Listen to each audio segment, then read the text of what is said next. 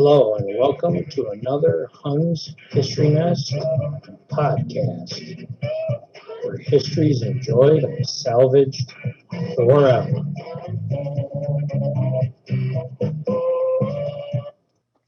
This podcast is the first of two on the causes of the War of 1812. Now, there's several reasons for the war between the United States and Great Britain, which is the Second War for Independence, as many call it. The most important here at the start is what we call political party unrest. And basically what we're looking at here are the differences between the two political parties, the Federalist here on the left and the Democratic Republican Party over here on the right. These two political parties favor two different countries. The Federalists on the left, they favor Great Britain. And they favor Great Britain because it fits their image of what they want the United States of America to be later in the future, which is one based upon trade.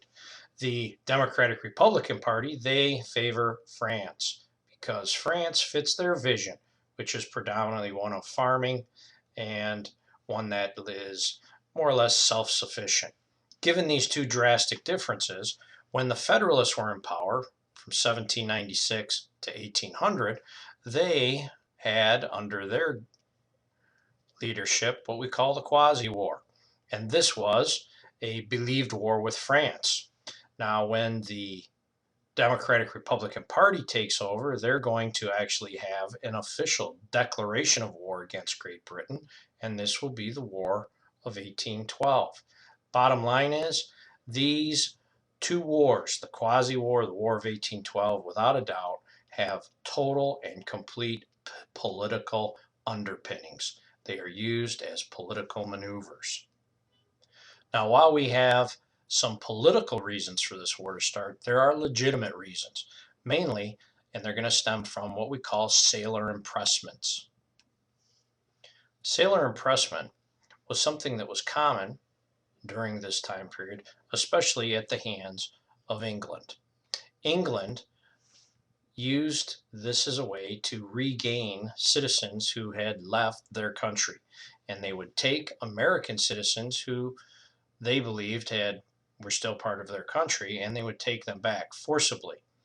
We saw this happening quite a bit, and it was upsetting. And it was also linked to the Barbary Wars. Many Barbary pirates in the Mediterranean Sea area, seen down here, where they were based in Tripoli in northern Africa. These Barbary pirates, they would many times attack American ships, and they would take the American sailors and sell them to the British. But this whole thing came about because Jefferson refused to pay tribute.